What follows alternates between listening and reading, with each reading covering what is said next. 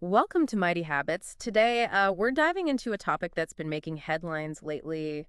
I mean, it seems like it's everywhere. Yeah, tariffs are definitely having a moment, that's for sure. Right, and it can be a pretty confusing topic, so we thought it would be good to, really get into it. We're going to try to cut through all the noise, all the political back and forth, and see if we can understand what tariffs are all about. Absolutely. And to help us with this deep dive, we're going to be drawing on the insights of the economist, Ha-Joon Chang. Right. He's done some really interesting work on economic development and how different policies, including tariffs, can play a role in shaping a country's economic path. Yeah, his perspective is really valuable, especially since he takes a very historical approach, looking at how countries have actually used these tools in the past. Exactly. So, our mission today is to sort of unpack all of this. When might tariffs actually be beneficial? When could they cause more harm than good? And what can we learn from, looking back at history? We really want to dig into the details here and figure out what's going on. I think it's crucial to start with a basic understanding, right? Tariffs, they're not inherently good or bad in themselves. They're really more like a tool that policymakers can use. Hmm. So whether they have a positive or negative effect, it all boils down to the reasons why they're put in place and how they're actually implemented. Okay, that makes sense. So let's get into some specifics. One of the biggest ideas that comes up when you talk about tariffs, especially when we're talking about developing countries, is this concept of infant industry protection. Now, I gotta admit, when I first heard that term, it sounded kind of cute, almost like we're coddling these little baby industries. Right. It does have a certain charm to it, Yeah. but there's a serious economic concept behind it. So can you explain what it really means? Like, what's the thinking behind protecting these so-called infant industries? Sure. So the basic idea is that when you have a new industry emerging in a country that's still developing economically, Mhm. it's often going to be pretty vulnerable, right? Yeah. It's facing competition from much bigger, more established companies in other countries that already have a lot of advantages. Yeah, that makes sense. It's like they're trying to enter a race where everyone else has already been running for miles. Exactly. So the idea behind infant industry protection is to give those newer industries a bit of a head start. It's like creating a protected space where they can grow and mature without being immediately crushed by that intense international competition. And how do tariffs fit into this? Are they the main way to provide this protection? They're one of the tools, yeah. By placing tariffs on imported goods from those more established foreign companies, you're basically making those imports more expensive. Right. And that gives the domestic companies producing similar goods a chance to compete. It allows them to charge a bit more for their products without being undercut by those cheaper imports.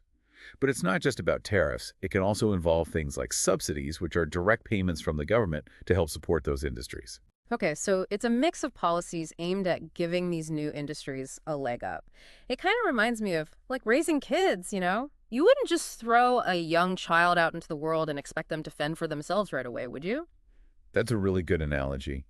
Just as you invest in your child education and development to prepare them for the future, the infant industry argument is all about making those strategic investments to help young industries develop and become strong enough to eventually compete on a global level.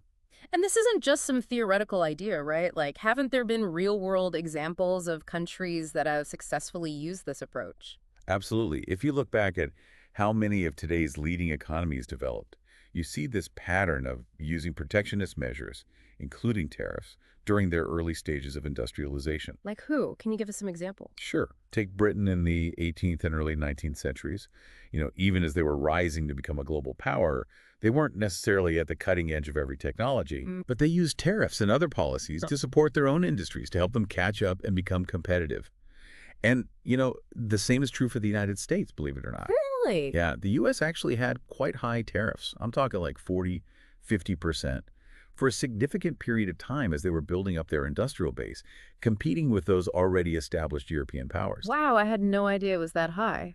So the US, which is now, often seen as a champion of free trade, actually used protectionist policies quite heavily in its own history. Yeah, that's a really important historical point. And it's not just those two either. If you look at Germany, Sweden, France, Japan, South Korea, Taiwan, all these economic powerhouses at different points in their history, they strategically used protectionist measures to nurture their industries and help them grow. So it really wasn't just about shutting themselves off from the world completely, but about being very deliberate in creating an environment where their own industries could get a foothold and then eventually thrive. This whole infant industry concept, it didn't just pop up out of nowhere, did it? Weren't there like key thinkers who really helped develop this idea? Yeah, definitely. And one of the most prominent figures, particularly in the U.S. context, was Alexander Hamilton. Oh yeah, the first U.S. Treasury Secretary, the guy on the $10 bill. That's the one. He also happens to be the subject of a pretty popular hip-hop musical these days, which is kind of interesting. I've heard of that. But anyway, Hamilton, way back in the late 18th century, he wrote this really influential report called the Report on Manufactures. Mm. And in it, he made a really strong case for using government support, including tariffs, to help develop domestic industries that he saw as essential for the long-term prosperity of the nation. So this idea of protecting ancient industries, it's got some serious historical weight behind it. Yeah, it's not just a fringe theory or anything. It has deep roots in economic thinking and in actual historical practice. Okay, so we've talked about how tariffs can be a helpful tool for developing economies, for helping those young industries get up and running. But what about the tariffs we've been hearing so much about lately, especially in relation to the U.S.? It seems like the logic behind those might be a bit different. Yeah, you're hitting on a really crucial point.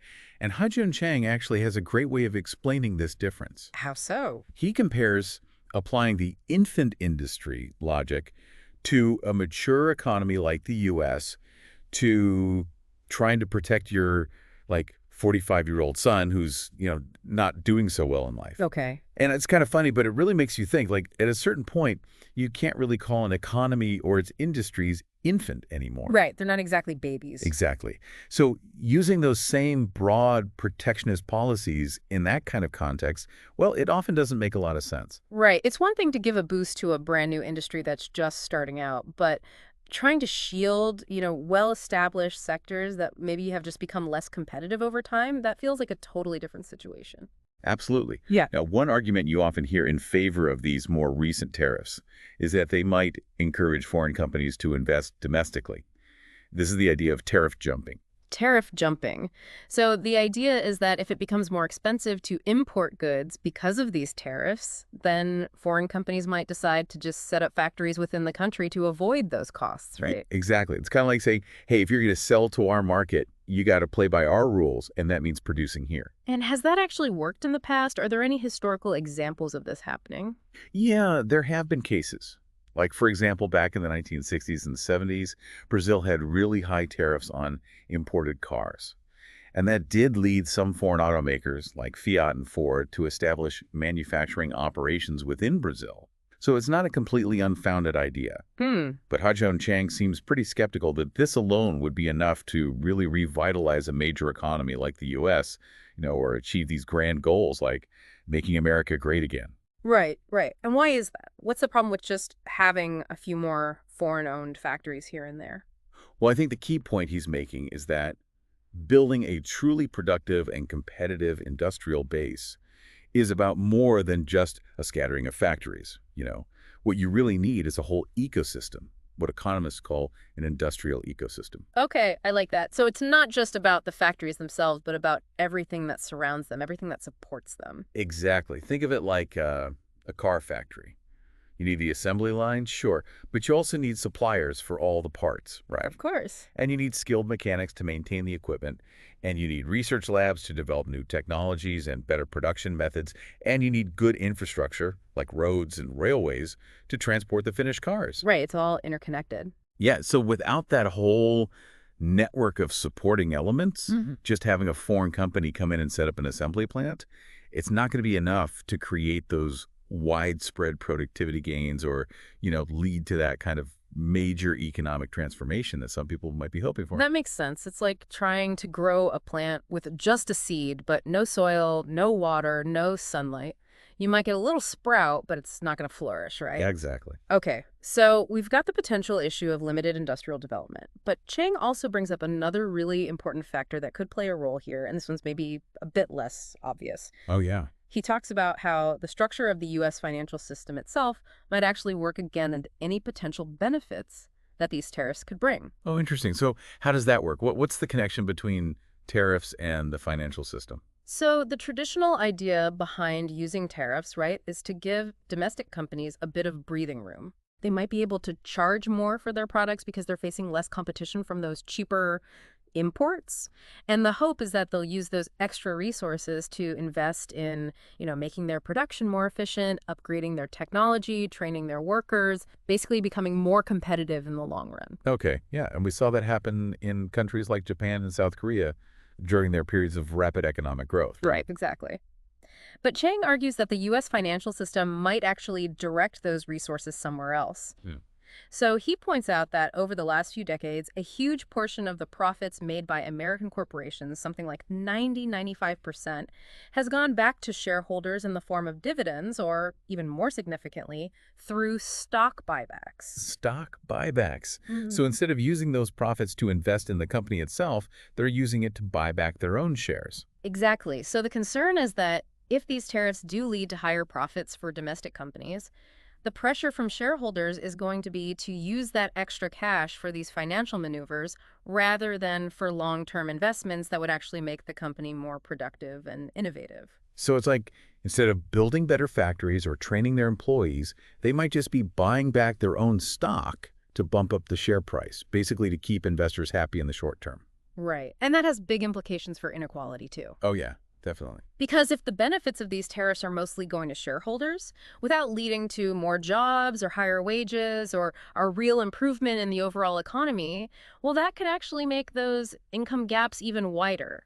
Absolutely. Yeah. And it's something that often doesn't get enough attention in the debates about tariffs. Right. So, okay, we've talked about the potential for limited industrial improvement, the impact on the financial system, and the potential for increased inequality. Are there any other downsides to these kinds of broad tariffs that we should be aware of? Well, one of the most immediate and likely consequences is inflation. Inflation. Yeah, I mean, if tariffs are making those imported goods more expensive, it's pretty much inevitable that consumers are going to face higher prices for a whole range of products, right? Hmm. And that's especially true if there's not enough domestic production to quickly replace those imports. Right. It takes time to rebuild industries that have been declining for years or even decades in some cases. Exactly. It's not a quick fix. Yeah. So putting those broad tariffs in place in the meantime, it could just lead to higher prices for consumers without that immediate benefit of a strong domestic industrial sector. It seems like the way you approach tariffs really matters too. Oh, for sure. Like we start off talking about the infant industry idea, which is very targeted, very specific. But the tariffs we're seeing discussed now seem much broader. It's almost like they're trying to protect everything. Yeah, that's a key distinction. And Ha-Joon Chang argues that if tariffs are actually going to work the way they're intended to, they need to be very focused, very Yeah. strategic. They need to be aimed at those specific industries where there's a clear plan for development, where there's a commitment to investing in skills and infrastructure and research and all those things we were talking about earlier. So it's about having a strategy, not just slapping tariffs on everything. Right, because just imposing those broad tariffs on like almost everything without that kind of clear plan, it's less likely to have those positive effects and much more likely to lead to negative consequences like inflation and increased inequality. So to bring it all together, it seems like the story of tariffs is far more complicated than just good or bad. It really depends on the context. Yeah, exactly. The historical evidence shows that, yeah, targeted protection can be a really effective tool. It's helped a lot of countries develop their economies. But using those same tactics in a mature economy like the US, without a clear long-term strategy, and with our financial system so heavily geared towards short-term gains for shareholders, well, that could lead to some pretty undesirable outcomes. Totally. It's like Ha-Joon Chang's analysis shows it's not just about whether you use tariffs or not. It's about why you're using them and how you're using them. And that's a really important message. Absolutely. So if you're interested in economic development, trade policy, or just understanding how different countries have achieved prosperity throughout history, I think the work of economists like Ha-Joon Chang is really worth checking out. His insights are super valuable, and he has a way of explaining these complex topics in a way that's both informative and engaging. If you found this deep dive thought-provoking, be sure to follow or subscribe to Mighty Habits for more. We're always digging into the ideas that shape our world, and we love having you along for the ride. Absolutely. See you next time.